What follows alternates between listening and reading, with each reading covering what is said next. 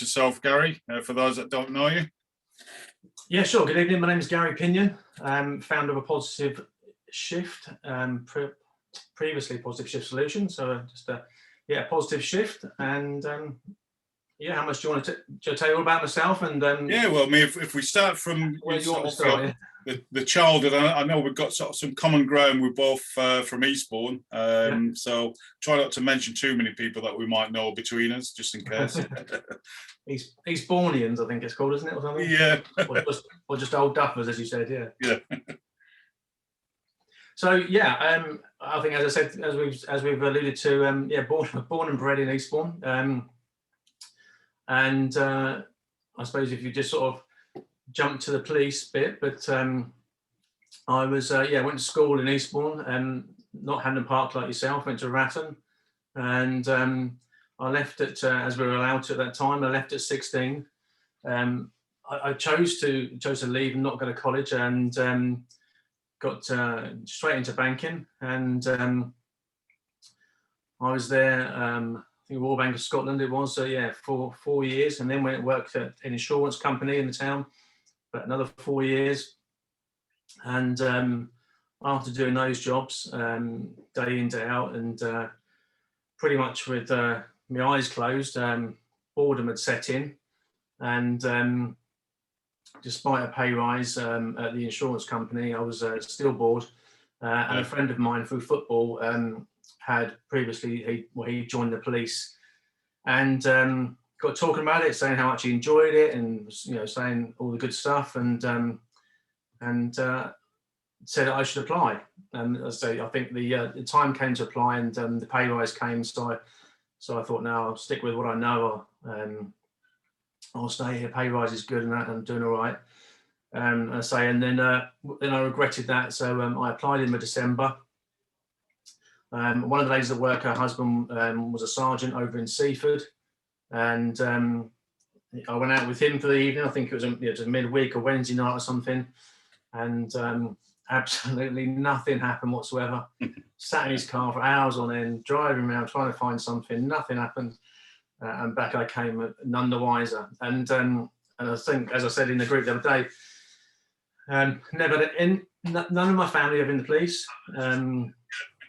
Never any involvement, good or bad, with the police whatsoever. So it was total career change, and went for the interview. One thing led to another, and the next thing I know, there I was joining up and turning up at Ashford to do my 15 weeks, and and there it went from there. So totally went in naive, and not one of these people that knew what to expect or knew anything about policing at all, or what, it wasn't like, I say nowadays, that you could have watched it all on TV and watch all the documentaries and watch all the bits where you would know what to expect. So I had no clue. Was posted over to Burgess Hill, and was the youngest on section by age and career by a huge amount. The proverbial probationer. Off I went every night, every day, walking the beat, and just kicked out to do this, and driving the sergeant around while he slept and all that stuff. And so I was at Burgess Hill for quite a long time. Had a number of incidents there, with a complete lack of backup, lack of support, which is because the nearest support was Haywards Heath, or Brighton if you were lucky, but that never happened. Some funny times when we went down to Brighton, Whitehawk to do stuff, and got caught in all those incidents down there. But so a number of incidents in Burgess Hill that sort of still quite memorable. And then moved down to Eastbourne, and although I came from the town, I was quite happy to go back. Yeah. And we had all that sort of chat about, people saying, well, what if you end up dealing with people you know from when you're younger, or went to school, went to school with and stuff, and I was kind of okay with that, because at the end of the day, I didn't hang around with people that would ever get themselves in trouble, and if they did, then that was kind of Yeah. It sounds quite black and white, but that was kind of their lookout more than anything, and I wasn't. But no, a really good time. Loved it on section down there. I think, as I alluded to, was probably, to coin a phrase, massively job pissed, and spent about 3, probably 4 years just caning the arse out of overtime. Because not just me alone, but it was the whole section. I think, whatever came up, we all did it. It was the whole camaraderie. We all stayed on, we all got in early, we all did overtime, we all went out together on rest days. We sort of all lived and breathed. Yeah. Our section was the best, and we had to be, and it was fantastic to look back on, and had some great times and some great memories, and made some great friends out of it. Do they still have the bar at the Nick? Yeah, at Grove Road. Yeah, they did. Yeah. It was there up until I left. Yeah. But Grove Road's gone now. I don't know if you know that. Oh no. Yeah, that's all gone. Right. But yeah, so and I worked for a while on the tutor unit. That was based at Grove Road as well. And then I was on response. And I guess the bit we're coming to when you talk about mental health and bits and pieces is my POLAC. And the POLAC was on the 28th of July, 2007. And I was on a late, so it was 5 till 3 in the morning. So it was July, so it was a lovely day. It was one of those shifts where literally we didn't even sort of have a briefing, we went straight out. We went out to a couple of incidents in town where it was all kicking off. And then we got called up to Beachy Head, and we was always getting called up there, so it was every day, so it was up there. Yeah. So it was a regular occurrence. And you put there was no sirens allowed. Policy was no sirens, because obviously if people hear the sirens, they would invariably jump. So it was on our way, and a single crew colleague had gone ahead of us, and then there was me and my colleague. We were double crewed on the way up behind her, and it was only about 7 in the evening, because it was still really, really, really light, and visibility was good. It was on the way to Beachy Head, and the roads up there, and really clear roads, and there was 3 cars in front of us, and I went to overtake the third of the cars, and as I did, she pulled across the front of me, and that was kind of the last thing I saw, because as we made contact, the airbags went off, and we just carried on going. You literally just put your hands on the steering wheel, and you sort of. And we just kept going, and so I didn't see what happened to her or to their car, but the sergeant was behind us, and he saw it. And she flipped into the air and landed in the field to our right, and we stopped, I don't know, 100, 200 meters up the road. So he was like, well, do I go to us, or do I go to that car? So he went to them. We stopped. My colleague got out. He said, stay here. He went back to the car. And I was told to sort of stay where I was, because I'm supposed to be the driver, etc. And then you're left listening to everything on the radio, aren't you? And trying to work out what's happened. Is everyone okay, etc. So yeah, and I guess everything sort of went from there. Then we went to, and obviously everyone gets involved, everyone turns up. Then we all went off to hospital. We went to hospital, obviously, so did the girl in the car and her passenger. There was two young girls in the car. And she hadn't been driving. I think she'd been driving a week, and she had the car like a couple of days or something like that. So that came out later on. But yeah, it was just, I say just one of those things. It was literally one of those things. And luckily no one was seriously injured. But yeah, we went to hospital. They got assigned to Flow, which is one of my good friends. I'm trying to think what else happened. Obviously, yeah. And then we went back to the station. I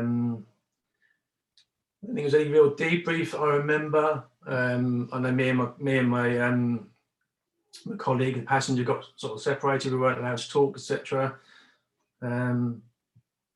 I can't remember how the shift sort of panned out after that. I know that obviously I wasn't allowed to drive, and I had to sort of be driven everywhere. But then obviously it just sort of rolled on, and there was a subsequent investigation. And there was a court case about it.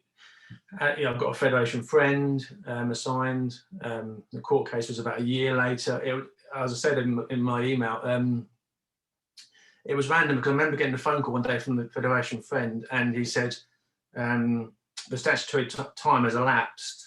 I was like, okay, that's good. Yeah. However, they're still charging you with this, and we're like, there was this big sort of argument / discussion about how can they charge us when it's time's lapsed, and it was like just are. Do you know? Yeah. I don't think we ever really got to the bottom of that, but obviously had a solicitor, had a barrister, had to keep going up to London to see him. He was excellent. He advised me to go no comment in the interview, which is the best thing I ever did. And yeah, I was interviewed by a chap who was a good friend of mine, and that was awkward as well. More for him, I think, than me, because he didn't want to do it, but he was told he had to. So just literally went no comment, which felt bizarre, but it was. I know in my heart of hearts, looking back, it was the right thing to do. Yeah. When I don't want to sort of get into a whole sort of issue about it, but there were so many discrepancies about the way it was investigated, the way it was done. Yeah. I think it was so much that was out of my control as well. I think that's the thing. Like I said, it's because you have that control with dealing with a police officer, and you take control and you do things and you turn up and everybody looks to you to do it. Because those things have been taken away from me and out of my control, I think that's what become really frustrating and really hard to get to grips with as well. And there was basic things that just weren't happening, weren't being done. And I think that really struggled with that, Yeah. It's a very strange feeling to be on that side of the fence, isn't it, really? Yeah, it is, yeah. And I think, we talk about trauma and I think, and rightly so, trauma is related to, can be quite horrific incidents and stuff. But also, it is what I was talking to someone the other day, and we were talking about, actually, for me, I remember sitting by the roadside, going back to the time of the crash, sitting there, and I had actually phoned, I phoned my wife at the time and told her, the proverbial, don't worry, but this has happened, Yeah. And it all goes through your mind, am I going to lose my job? Am I going to lose my job? Am I going to lose my house? Am I going to lose my wife? My reputation? I'm not blowing my trumpet, but I was a good police officer. It's my it's my reputation, it's my job, it's my wife, it's my house. Is it all going? And because I'd seen it happen to people before. See, all that's going, and that you got almost like the trauma of that go, because that's taken away from you, that's taken out of your hands as well, isn't it? And you think, were you given any welfare support during that period of time? I don't really know what it looked like if I did, if that makes sense. Right. Yeah. I don't know what it looked like. I had obviously a Federation friend. Yeah. I was offered. I was given counselling, which I don't remember what the timescale of when I got the counselling, but I knew that it was some time afterwards. And I know that was definitely because it was only pushed through by my inspector, who was excellent. Yeah. And I only went to about 4 of those. My wife used to take me over to Hove to have them, and just sat and talked about it and come out frustrated, wound up, annoyed, didn't get anything from it. And it was 4, but I think it was 10 they prescribed me, but I did the 4 and said I didn't want any more. But what about your wife? Was your wife offered any support at all? No, nothing really, because and interestingly, she was in the job at the same time as well. Right. So no, she wasn't offered anything. I mean, she had a good group of friends, good support network. No. Yeah. No, nothing. And after that, that's something that we're trying to sort out in the group. We recognise the support that you get from family members and partners, and I think it's important because they absorb a lot of the trauma that we bring on, don't they? So definitely, yeah.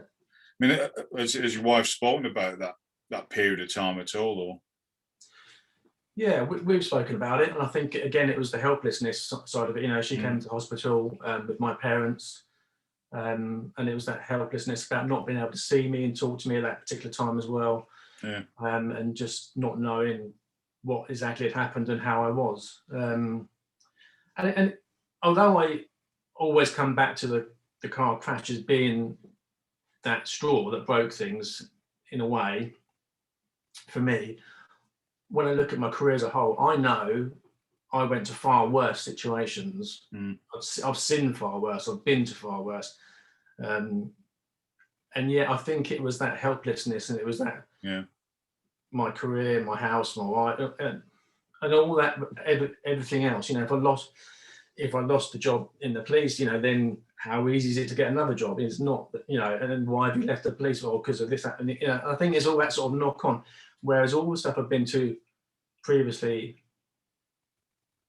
much worse stuff. You know, I've seen much worse. I've been to, you know, part and parcel of the job. You know, sometimes there's, you know, you get assaulted and bits, and that's happened.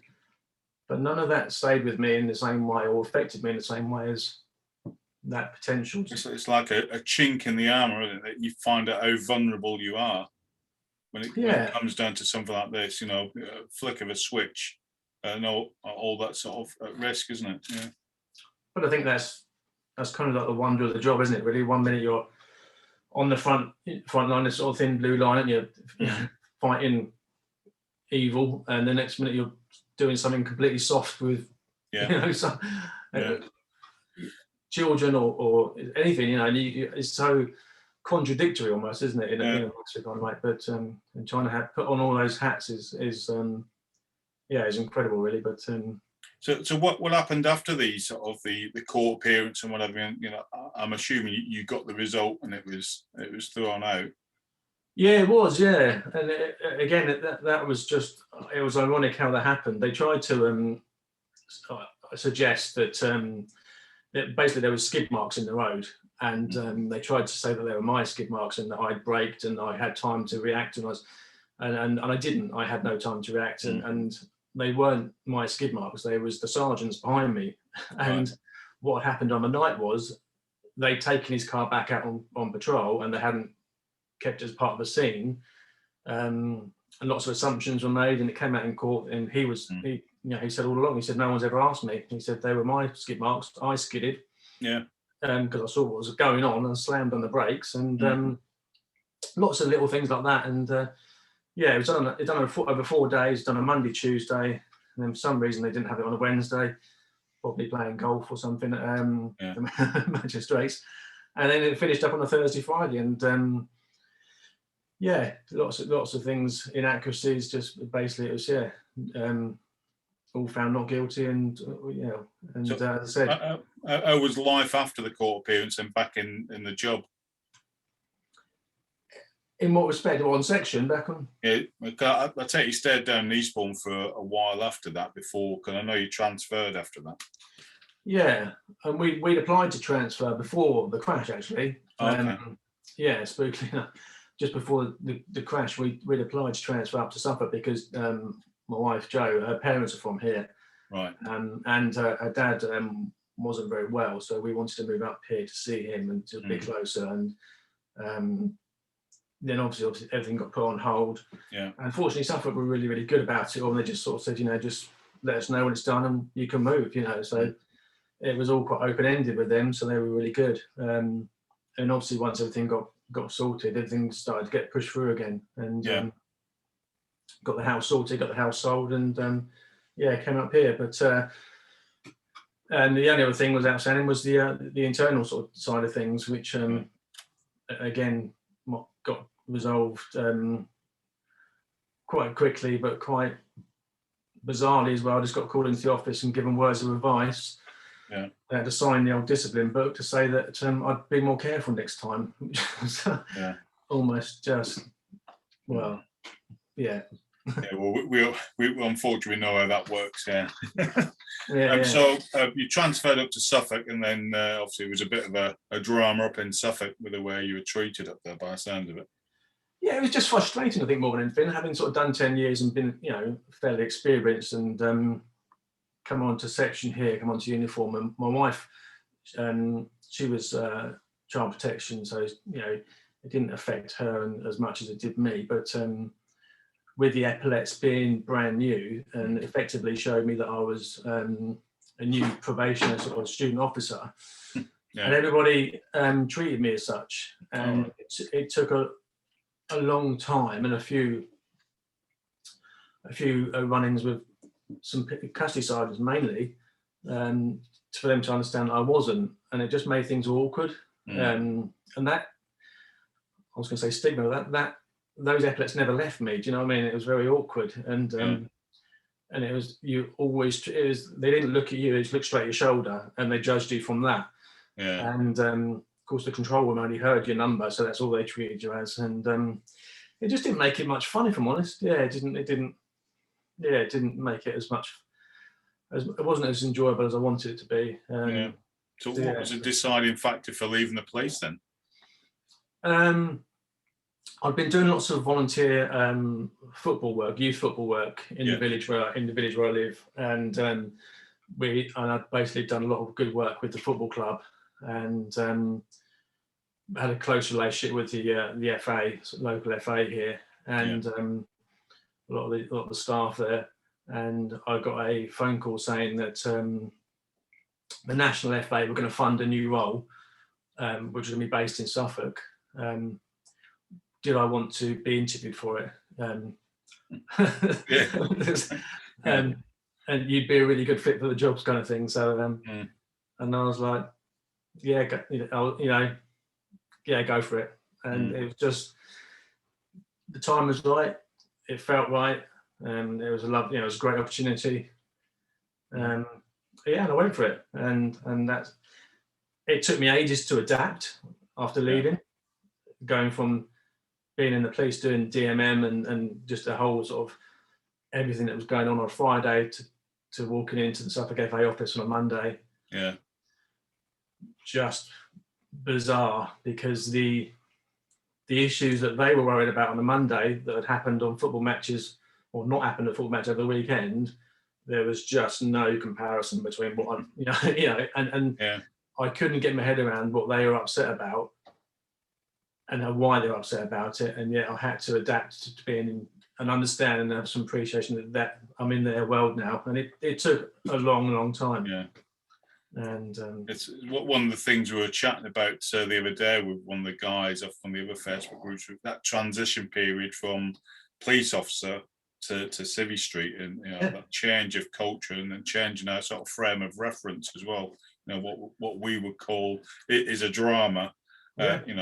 To sort of that member of public, it's a crisis. Oh yeah. I just could not get my head around what they were worried about. I think on the Monday there had been a game cancelled the weekend, some referee hadn't turned up, or something had happened, and it was like really bad. And I was like, guys, this isn't bad. This is really not what I'm worried about. But in their world, it was the worst thing. So I had to appreciate that, and it was, but it took some time.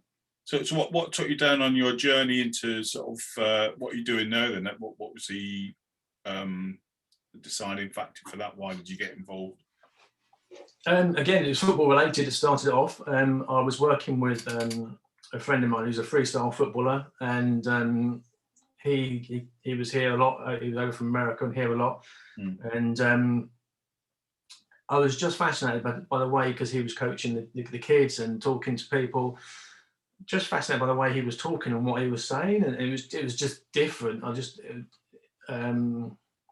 Different to how I'd heard it before, and we just got talking, and he said about NLP, and I was like, I had no idea what NLP was, and then I got looking, got interested, and he gave me some pointers, and so I initially went on my NLP practitioner course, to learn to help me with football coaching. And that's kind of where it started, to help me be a better football coach, because I've done all my coaching qualifications, and there was elements of psychology within that which I really liked, and then the NLP was for the football coaching. Whilst on the NLP course, there was a break in the course, and the lady said, that she was trained in havening, which is done by Paul McKenna and devised in America by the Rudin brothers. And would anybody like to experience it? And she said it's content free. You don't have to tell me what happened. You don't have to discuss it. But if you've got a negative sort of intrusive memory that you want to get rid of, and do you want to give it a go? So it's only a small class, so I said, well, yeah, go on, and I'll put my hand up. I'll give it a go, because I was, and this was, bear in mind, this was 2015 by then, so it was eight years after the car crash, and I was still having quite vivid. It took me ages to actually call them flashbacks, although essentially that's what they were. But I used to just call them memories or thoughts and just play it down a bit. But yeah, essentially they were quite strong memories and flashbacks of the crash itself, and then other things that had happened. But it would start with the crash and other things underneath it. So I said, yeah, go on then, and I did it for the crash, and I don't remember the exact time reference, but no more than 30 minutes we worked together, or she did the havening with me, and I just went with it, being sort of Mr. Skeptical ex-policeman, and sort of, yeah, I'll do that for you kind of thing. I'll be the volunteer in the class just to tick the box. And she, 30 minutes, we went back to class, carried on with the NLP course. And then a few days later, I was driving, and this was after the course, and I thought, not really thinking about that anymore. And it wasn't, it wasn't as prevalent, wasn't right there at the front of my mind. It wasn't at the forefront there. And I thought, I wonder. So I rang her and said, the thing we did, I said, I'm not thinking about it. And she said, no, that's right, you won't be, because I said, that's bloody good. That's brilliant. Thank you. That's bloody brilliant. That's been amazing. It's been there for 8 years. And she's like, yeah. And we spoke about it. And then about a year later, she contacted me. She said, that thing we did, blah, blah, blah. She said, would you like to come along and do a course in it? And I'm like, yeah, go on then. Yeah, definitely. I'll have some of that. If it helped me so quickly and so effectively, I'm sure that maybe I could maybe use it to help other police officers, because I knew colleagues and friends and stuff who'd been through experience, etc., similar to me. But so I went along and did that with her. Did the havening course. I don't think I ever finished the case studies, but that's something I've still got to tick off. But having done that, and because I think for me, the big selling point of that, going back to the counselling, was the fact that it was content free. Yeah. And I didn't have to sit and talk about it, which is what I didn't like about the counselling. It didn't sit with me. So because I didn't have to sit, and I thought, well, actually, I could see a lot of police officers enjoying this, not having to sit and talk about it. Yeah. And just say, I've got an issue. Let's call it car crash, or let's call it Pollack. That's all I need to say. So I thought, that sounds good. And then someone said to me, you ought to look at the Carl Smith's Kinetic Shift course. And I thought, okay. So sat there one afternoon, bit of Googling, and looked up and saw Carl Smith on Google and watched his video.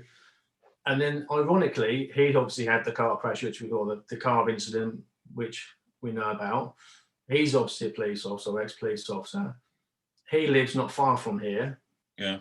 And he knows the lady that I went on the NLP course, their best friend. Oh, okay. And it was him and her who come up with Kinetic Shift. Yeah. So I thought, this is all a bit too spooky. So yeah. A little bit of a connection here. So I thought, well, so I jumped on the Kinetic Shift course, which I don't know if you're aware, but the first day is all about hypnosis. So it was a 2-day course over the weekend, and the first day is hypnosis. And I thought, well, I said, I don't really need to do the hypnosis. I don't know anything about it. And so I said, can I just do a second day? And I do both days. And I thought, well, I've never been I don't know anything about hypnotism. I don't know anything about hypnosis. Never been hypnotized. Never hypnotized anybody else. So I went along to this first day, and everybody else was quite experienced, knew what they were doing, and sat there. And within a couple of hours, I'd been hypnotized and been hypnotizing other people. And so did that. did the Kinetic Shift, followed that up with going on Carl's week-long course for hypnosis and hypnotherapy. Really enjoyed that. And then more recently, I've done the integral eye movement therapy course, IEMT. Okay, I'm not aware of this one. So no, initially I looked into EMDR, but because I need to be a psychologist, and I don't have the ologies and stuff, and the time to get that study. But then again, someone suggested IEMT, integral eye movement therapy. It basically uses the calibration of eye movements to help release unwanted negative thoughts, memories, and emotions. Right. And so it's similar in as EMDR in as much as it moves your eyes, but it looks at how did the person learn to be this way about this thing, how they learn to feel this way about this thing, and how did they learn to how the person learned to be this way. And there's some really good work on there, and there's a real good PTSD model that they use, which really effective, and I really like. So, and again, it's all content free, so I've been using a lot of the IEMT with people. So that kind of brings me up to date therapy wise, and having not heard or know much about it, here I am sort of throwing myself into it left, right, and centre, and learning lots, and constantly sort of studying PTSD and CPTSD now. So. Well, and this is something that we need to sort of have a chat around, because it's becoming more prevalent, especially CPTSD with police officers and emergency responders. So I mean, I know you've done some work with the Walnut Tree project as well. So I mean, they're military, aren't they? Most of them. Yeah, predominantly military. But they have the contract with Suffolk and Norfolk Police to support their well-being and welfare. So yeah. So I mean, how is the sort of the stuff you're doing in relation to PTSD? Is it effective? I mean, especially with lockdown, I mean, is it stuff that you can do over Zoom, or is it a face-to-face thing that you need to do? No, I've had some really good success over Zoom, and probably the best one is there's a video testimonial on my Facebook page from a chap called Matt, who's a ex-fireman, and I worked with him over Zoom, and he lives in the West Country, and he had PTSD from an incident he went to in 1999 whilst on duty in the fire brigade, and worked with him using the IEMT and a couple of other bits and pieces, and very kindly offered to do this video testimonial, and it still gives me goosebumps to see that now, because he's so grateful, and I think his opening line is something like "You saved my life" or something. But it had a huge effect on him, and I can do it online and face to face. So it's really good, and we've been lucky, obviously, throughout the recent times to be able to do it online. So and you ran an anxiety workshop recently. So how was that? How did that go? It was good, it's first one, and again, it done it online, tested my IT skills, and but it's been really good, and had a lot of participants on that, so we're looking to run some more, and some really good positive feedback. So I was really enjoyed that. All right. I mean, have you got anything planned in the future in relation to that? Well, there's going to be more anxiety workshops, that's for sure. So we're going to keep those going, and possibly looking at maybe some trauma workshops, and just more trauma awareness, more than say the actual trauma workshop, but just some trauma awareness information, I think, and I think some stuff around PTSD, and see how we can bring that to the fore. And I think for us, like we were saying, I think it's about awareness, but education. And giving that sort of consistent approach to people, and just showing the general compassion, really, and getting the message out there. And I really said about trying to overcome that anxiety about seeking help, and if we can encourage that, I think we're on to a winner. So. Well, and that's the biggest hurdle at the moment, is getting people to come forward and actually sort of say, I do need some help. So and this is the purpose of these interviews, is to show them what's out there, and and to dispel some myths around this stuff, because when we talked about hypnotherapy and people sort of immediately think about the stage hypnotherapist and all that stuff, and the benefits from it, the positive sort of results you've had from it, definitely. I saw the testimonial that Matt did. Yeah, very powerful stuff. So what's the future for Positive Shift then? What are you going to be doing going forward then? We're going to continue to support emergency service workers. That's the ultimate aim, to take them really from a situation of tragedy through to one of triumph more than anything, I think, because that's where we want to get them to, and keep expanding, keep offering those opportunities online and face to face. Obviously, with things changing, I'm hoping to and online is as busy, if not obviously given recent times, more busier than face to face. So I'm hoping that will continue to be the case, and really just take things forward. I want to get out there and offer as much help as possible.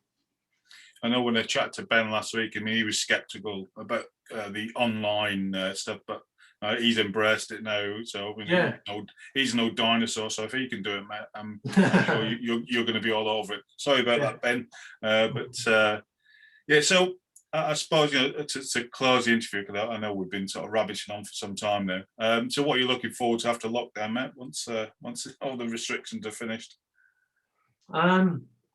Just getting out and about and just have the freedom to go where I want, when I want. There's lots of concerts that were cancelled that we were due to go to, I think seeing my mum and dad, if I'm honest, and just seeing people I've not been able to see because mum and dad's still in Eastbourne. Even my brothers, my brother in Cambridge, another one in Reading, not seen them and their families. So just the basics, I think, just seeing people. It is that contact with people.